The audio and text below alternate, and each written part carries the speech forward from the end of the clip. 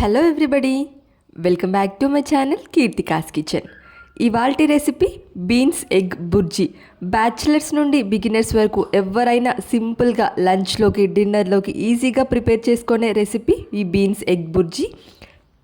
ఈ beans egg bhurji కాంబినేషన్లో మీకు అధికంగా ప్రోటీన్స్ అదేవిధంగా ఫైబర్ ఉంటుంది. చాలా సింపుల్ అండ్ క్విక్ రెసిపీ. అన్నంలోకి కూడా చక్కగా కలుస్తుందండి. చూడండి, నేను ఇక్కడ కలిపి చూపిస్తున్నాను. అదేవిధంగా రైస్లోకి కూడా చాలా బాగుంటుంది ఈ రెసిపీ. ఈ కాంబినేషన్లో మీరు కనుక ఎప్పుడు ట్రై చేయకపోతే ఈసారి ఒక్కసారి ఈ వీడియోలో చూసి ట్రై చేయండి. ముందుగా ప్యాన్ పెట్టేసుకొని ఇందులో ఒక 2 టేబుల్ స్పూన్ వరకు ఆయిల్ వేసుకోండి. ఆయిల్ వేడవగానే 1/2 టేబుల్ స్పూన్ జీలకర్ర, ఇందులోనే ఇంకా పోపు, మినపప్పు, అదేవిధంగా పచ్చిశనగపప్పు వేసి ఫ్రై చేసుకున్నాక సన్నగా కట్ చేసుకున్న ఆనియన్ ఒకటి, అదేవిధంగా ఒక 3 పచ్చిమిర్చి చిన్న పీసెస్గా కట్ చేసుకొని వేసుకోవాలి. ఇక వీటన్నిటిని కూడా ఫ్రై చేసుకోవాలి. ఇవి ఫ్రై అవ్వగానే ఇందులో ఒక గుప్పెడు కరివేపాకు వేసుకొని ఫ్రై చేసుకోవాలి. నెక్స్ట్ ఇందులోనే టేస్ట్కి సరిపడా సాల్ట్ వేసుకోండి. సాల్ట్ వేసుకున్న తర్వాత నెక్స్ట్ ఇందులోనే ఒక టేబుల్ స్పూన్ వరకు ఫ్రెష్గా దంచుకున్న అల్లం వెల్లుల్లి పేస్ట్ వేసి పచ్చివాసన పోయేంత వరకు ఫ్రై చేసుకోండి. ఇక ఇవి ఫ్రై అయిన తర్వాత నెక్స్ట్ చిన్న ముక్కలుగా కట్ చేసుకున్న బీన్స్, నేను ఇక్కడ 1/2 kg బీన్స్ వేశాను. ఇలా సన్నగా కట్ చేసుకోండి.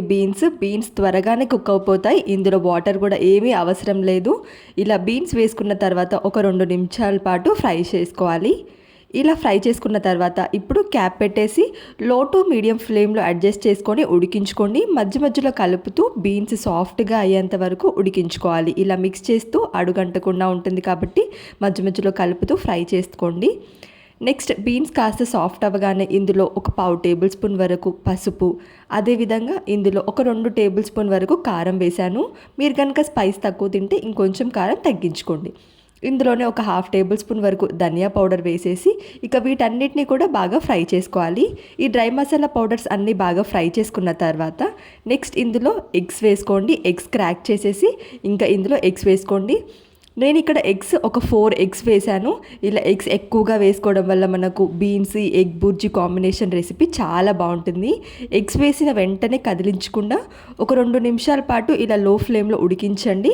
ఇలా ఉడికిన తర్వాత ఇంకా అప్పుడు ఈ ఎగ్స్ అన్నిటినీ కలిసే విధంగా ఒకసారి బాగా మిక్స్ చేసుకోండి. మరీ ఎక్కువగా చేయమాకండి, కొంచెం లైట్గా ఎగ్స్ మిక్స్ చేసుకొని ఇక ఇప్పుడు లో ఫ్లేమ్లో పెట్టేసుకొని ఉడికించుకోండి.